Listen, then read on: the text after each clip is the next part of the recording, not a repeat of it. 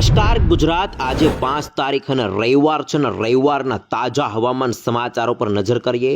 તો સૌથી પહેલા શક્તિ વાવાઝોડાને લઈને મહત્વપૂર્ણ સમાચાર। મિત્રો અહીંયા ગુજરાત છે ને ગુજરાતની અંદર દેવભૂમિ દ્વારકાથી અરબી સમુદ્રની અંદર આ વાવાઝોડું છે એમનું મધ્ય કેન્દ્ર છે એ 650 કિલોમીટર દૂર છે।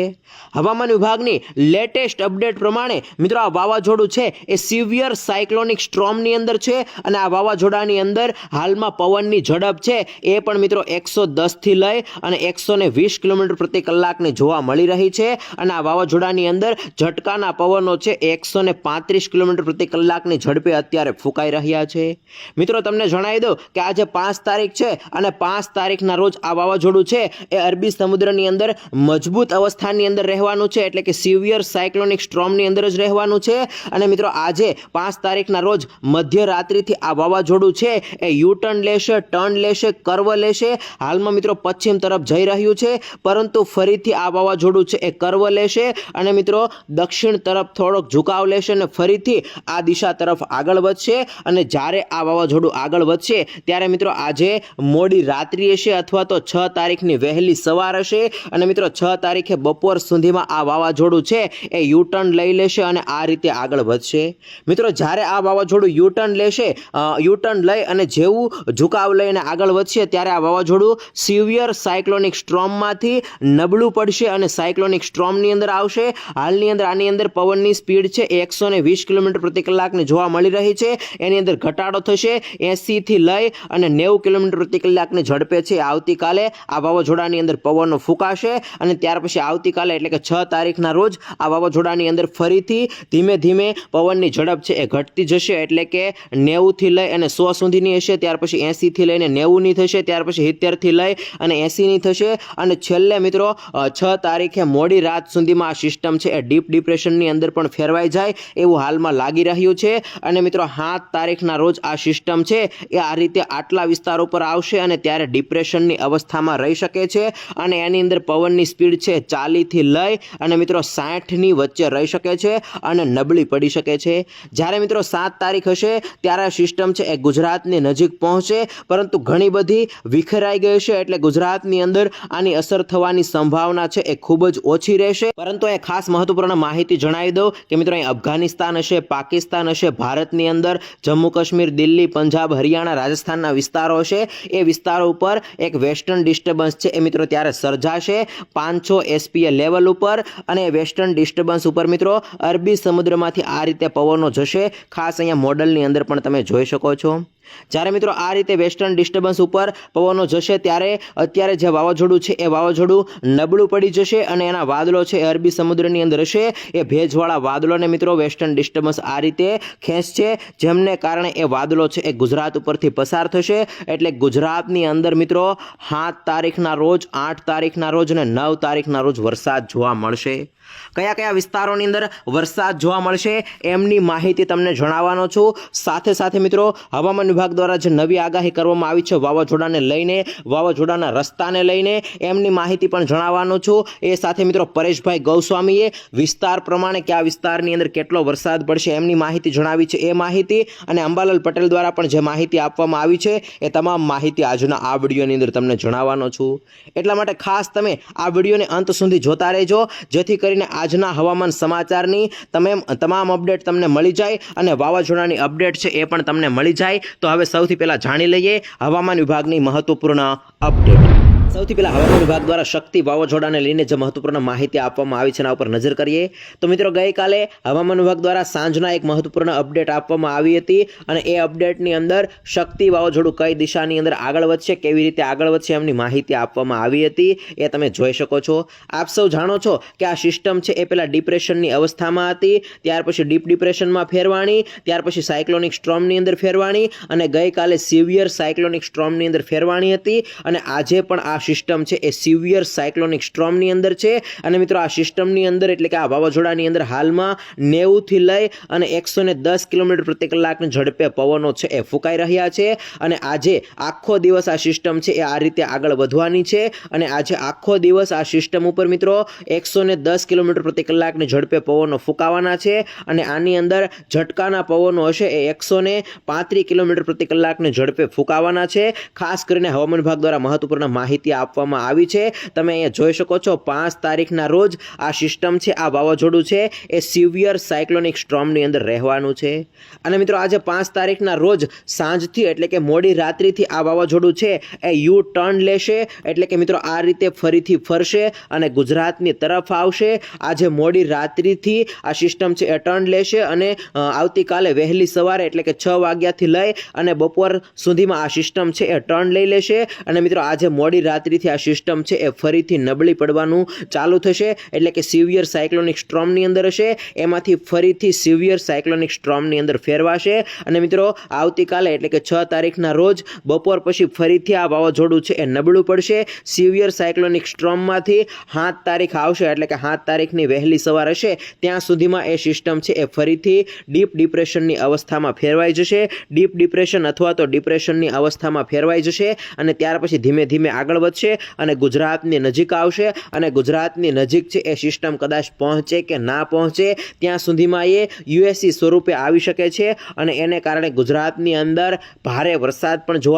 જોવા નહીં મળે અને ભારે પવન છે એ પણ જોવા નહીં મળે। ગઈકાલે હવામાન વિભાગ દ્વારા આ ટ્રેક છે એ જાહેર કરવામાં આવ્યો હતો અને એની અંદર હજી પણ શક્યતા બતાવવામાં આવી રહી છે કે આ વાવાઝોડું છે એ મિત્રો યુ ટર્ન લેશે ફરીથી રિટર્ન છે એ ગુજરાત તરફ આવશે પરંતુ ગુજરાતના દરિયાકાંઠા સુધી આ વાવાઝોડું છે એ પહોંચશે નહીં અને એ પહેલાં જ મિત્રો અરબી સમુદ્રની અંદર આ વાવાઝોડું છે એ વિખેરાઈ જશે પરંતુ વાવાઝોડું વિખેરાશે એટલે એમના જે વાદળો હશે એ વાદળો ફરીથી ગુજરાતની નજીક આવશે અને ગુજરાતની નજીક એ વાદળો આવવાનું મેઇન કારણ એ હશે કે મિત્રો અહીંયા ઉત્તર ભારતના જે રાજ્યો છે એ રાજ્યો ઉપર વેસ્ટર્ન ડિસ્ટર્બન્સ છે એ તૈયાર થશે અને એ વેસ્ટર્ન ડિસ્ટર્બન્સ ઉપર જે પવનો છે એ અરબી સમુદ્રમાંથી આ રીતે જશે એટલે અહીંયા જે વાવાઝોડાના મોટા વાદળો હશે એ વાદળોને ફરીથી ગુજરાત ઉપરથી પસાર થવું પડશે એટલે કે આ રીતે વેસ્ટર્ન ડિસ્ટર્બન્સ એ વાદળોને ખેંચશે એટલે વાદળો ગુજરાત ઉપરથી પસાર થશે જેના ભાગરૂપે ગુજરાતની અંદર 7 તારીખના રોજ 8 તારીખના રોજ અને 9 તારીખના રોજ અલગ અલગ ભાગોની અંદર વરસાદ છે એ જોવા મળશે।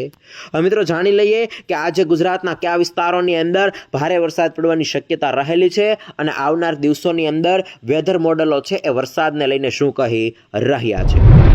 હવે આજના વરસાદની આગાહી ઉપર નજર કરીએ તો મિત્રો અહીંયા તમે જોઈ શકો છો આજે 5 તારીખ છે ને 5 તારીખનો આ વેધર ડેટા છે। આ વેધર ડેટાની અંદર તમે જોઈ શકો છો આપણું ગુજરાત છે, આ અરબી સમુદ્ર છે અને અરબી સમુદ્રની અંદર એક મોટું વાવાઝોડું છે હાલમાં સક્રિય છે। આ બંગાળની ખાડી છે, બંગાળની ખાડી પણ આ તમામ વિસ્તારોની અંદર સક્રિય બતાવી રહ્યા છે અને બંગાળની ખાડીમાંથી એક સિસ્ટમ ડીપ ડિપ્રેશનમાં ફેરવાણી હતી એ સિસ્ટમ આ વિસ્તારો ઉપર છે અને બંગાળની ખાડીને સંલગ્ન આ તમામ વિસ્તારોની અંદર ફરીથી ચોમાસું છે એ સક્રિય થયું છે અને અહીંયા તમે જોઈ શકો છો જમ્મુ કાશ્મીર, દિલ્હી, પંજાબ, હરિયાણાના જે વિસ્તારો છે એ વિસ્તારોની અંદર ફરીથી વેસ્ટર્ન ડિસ્ટર્બન્સ છે એ તૈયાર થયું છે અને વેસ્ટર્ન ડિસ્ટર્બન્સને કારણે એ વિસ્તારોની અંદર હિમવર્ષાની સાથે વરસાદ છે એ પણ પડી રહ્યો છે અને એના ભાગરૂપે મિત્રો ગઈકાલે રાજસ્થાનના માઉન્ટ આબુની અંદર પણ વરસાદ પડ્યો હતો અને ગુજરાતના પણ કેટલાક વિસ્તારોની અંદર વરસાદ છે એ જોવા મળ્યો હતો। ત્યારે આજે પણ મિત્રો આ વાવાઝોડાના વાદળો અહીંયા ખાસ તમે જોઈ શકો છો આ જે વાવાઝોડું છે એ વાવાઝોડાના વાદળો ગુજરાત ઉપર આવી રહ્યા છે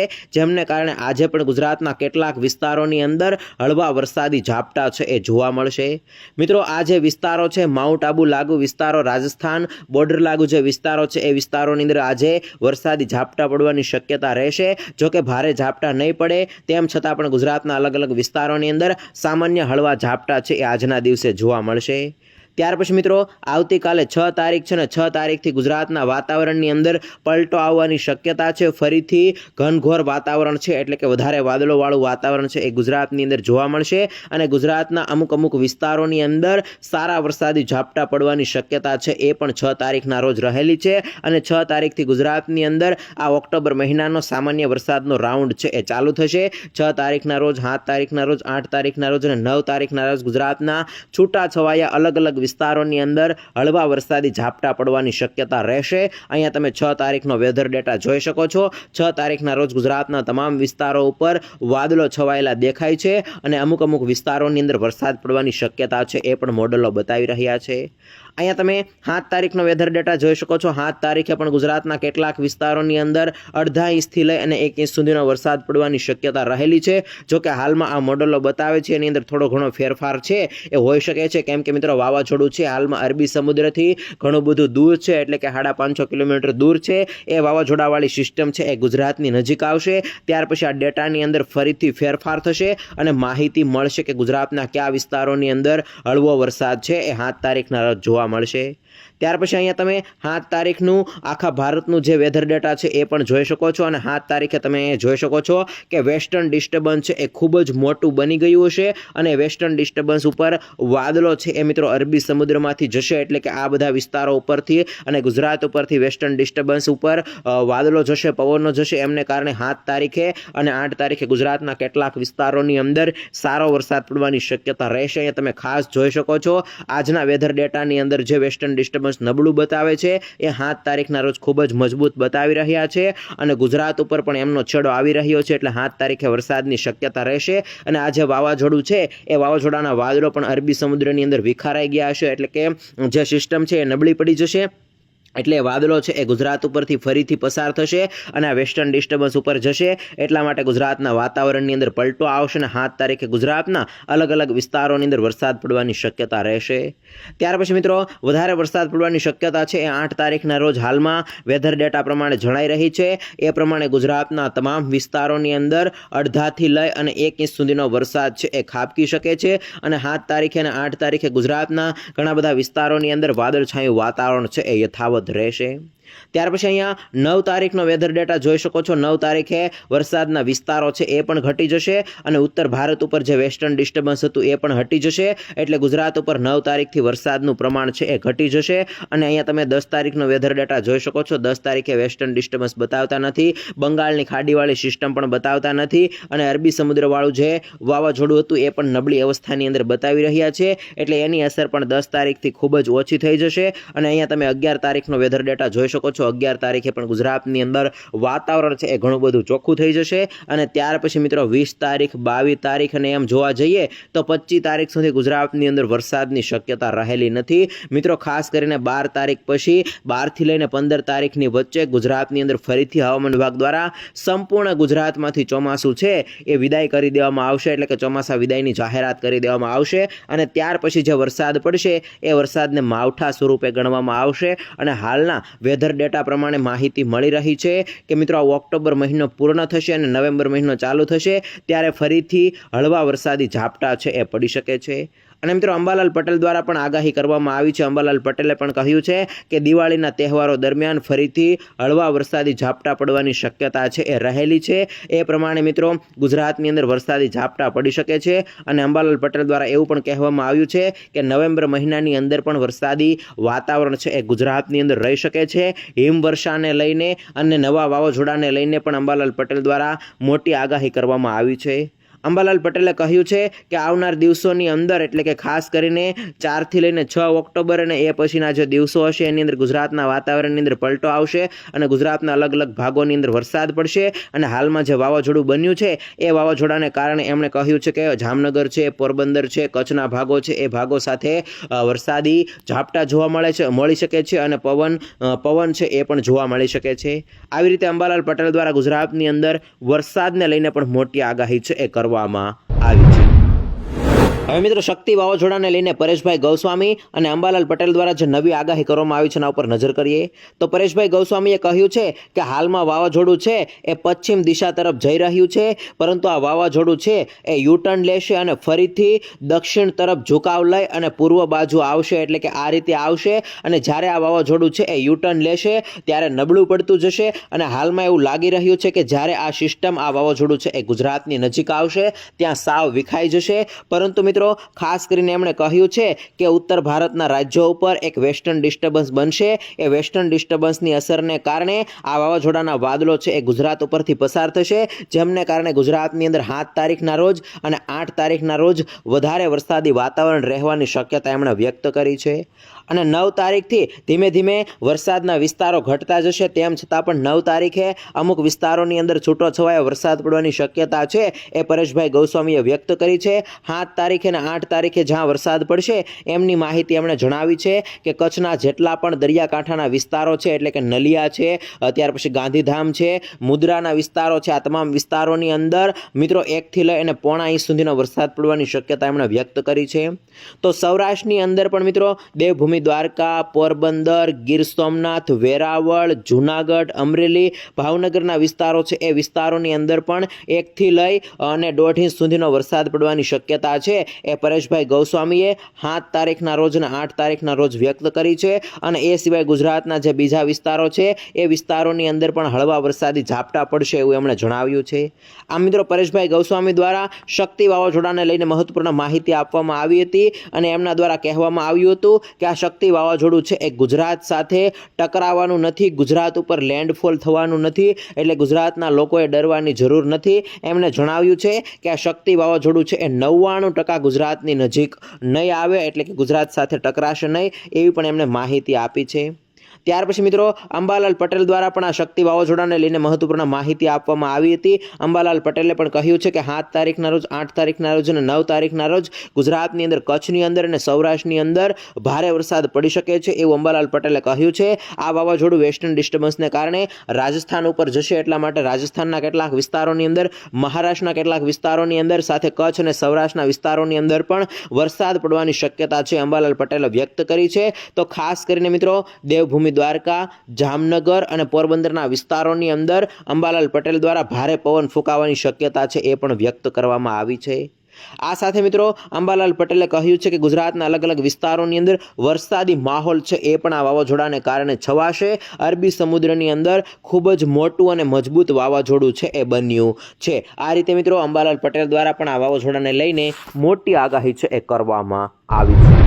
હવે મિત્રો શક્તિ વાવાઝોડાને લઈને ગઈકાલે રાત્રિના 10 વાગ્યા દરમિયાન હવામાન વિભાગ દ્વારા એક નવું બુલેટિન છે એ જાહેર કરવામાં આવ્યું હતું અને એ બુલેટિનની અંદર પણ મહત્વપૂર્ણ માહિતી છે એ જણાવવામાં આવી હતી. ખાસ તમે જોઈ શકો છો મિત્રો 4 તારીખના રોજ, 5 તારીખના રોજ અને 6 તારીખના રોજ આ છે સિસ્ટમ છે એ વાવાઝોડાની અંદર રહેશે. મિત્રો આજે 5 તારીખના રોજ આખો દિવસ આ સિસ્ટમ છે એ સિવિયર સાયક્લોનિક સ્ટ્રોમની અંદર રહેવાની છે અને આની અંદર પવનની સ્પીડ છે એ 110 થી લઈ અને 120 કિલોમીટર પ્રતિ કલાકની જોવા મળશે અને આની અંદર જોટાના પવનો છે એ 135 કિલોમીટર પ્રતિ કલાકના જોવા મળવાના છે. મિત્રો આજે અરબી સમુદ્રની અંદર આ વાવાઝોડું છે એ સક્રિય રહેશે અને આજે આખો દિવસ આ વાવાઝોડું છે એ સિવિયર સાયક્લોનિક સ્ટ્રોમની અંદર રહેશે. ત્યાર પછી મિત્રો આવતીકાલે એટલે કે 6 તારીખના રોજ આ વાવાઝોડું છે એની અંદર પવનની સ્પીડ પણ 80 થી 90 થઈ જશે અને સાયક્લોનિક સ્ટ્રોમની અંદર ફરી જશે અને 6 તારીખના રોજ મિત્રો જેમ જેમ સમય જશે એમ તમે અહીંયા ખાસ જોઈ શકો છો એ પ્રમાણે પવનની સ્પીડ છે એ ઘટતી જશે. 70 થી 80, 60 થી 70 અને 45 થી 55 સ્પીડ થઈ જશે અને 7 તારીખના રોજ આ વાવાઝોડું છે એ ડિપ્રેશનની અવસ્થામાં પણ ફેરવાઈ જશે. આ રીતે મિત્રો હવામાન વિભાગ દ્વારા મહત્વપૂર્ણ માહિતી છે આ વાવાઝોડાને લઈને આપવામાં આવી છે. આપ સૌ જાણો છો કે પહેલા ડિપ્રેશનની અંદર હતી, એ પહેલા લો પ્રેશરની અંદર હતી, ત્યાર પછી વેલમાર્ક લો પ્રેશરની અંદર ફેરવાણી, ત્યાર પછી ડિપ્રેશનની અંદર, ત્યાર પછી ડીપ ડિપ્રેશનની અંદર, ત્યાર પછી સાયક્લોનિક સ્ટ્રોમની અંદર, ત્યાર પછી સિવિયર સાયક્લોનિક સ્ટ્રોમની અંદર આ સિસ્ટમ છે એ બની હતી અને સિવિયર સાયક્લોનિક સ્ટ્રોમ એટલે કે મજબૂત વાવાઝોડું અને એ રીતે શક્તિ વાવાઝોડું છે એ બન્યું હતું અને શક્તિ વાવાઝોડાનું નામ છે મિત્રો શ્રીલંકા દ્વારા આપવામાં આવ્યું હતું. ખાસ અહીંયા તમે જોઈ શકો છો 5 તારીખના રોજ પણ સિવિયર સાયક્લોનિક સ્ટ્રોમની અંદર આ શક્તિ વાવાઝોડું છે એ રહેવાનું છે અને અહીંયા ડિસ્ટન્સ છે એ પણ આપેલું છે કે ગુજરાતથી 550 કિલોમીટર દૂર આ વાવાઝોડું છે એ જતું રહેશે અને એને કારણે મિત્રો ગુજરાત ઉપર કોઈ અસર જોવા નહીં મળે. વાવાઝોડાનો જે આ ટ્રેક છે, રસ્તો છે એ પણ બતાવવામાં આવ્યો છે અને આજના દિવસે કેટલા વિસ્તારો ઉપર ગતિ કરવાનું છે એ પણ અહીંયા ખાસ તમે જોઈ શકો છો અને આવતીકાલે વહેલી સવારે આ સાયક્લોન છે એ કરવો લેવાનું છે અને ફરીથી ગુજરાત ગુજરાતની નજીક આવશે. અહીંયા તમે ખાસ જોઈ શકો છો જ્યારે આ વિસ્તાર ઉપર ફરીથી પહોંચશે ત્યારે ડિપ્રેશનની અવસ્થામાં આવી જશે. એ પહેલાં સાયક્લોનિક સ્ટ્રોમ હશે અને ત્યાર પછી ડીપ ડિપ્રેશન બનશે અને ડિપ્રેશનની અવસ્થામાં આવશે અને ગુજરાતની નજીક નહીં પહોંચે ત્યાં સુધીમાં ખૂબ જ નબળું પડી જશે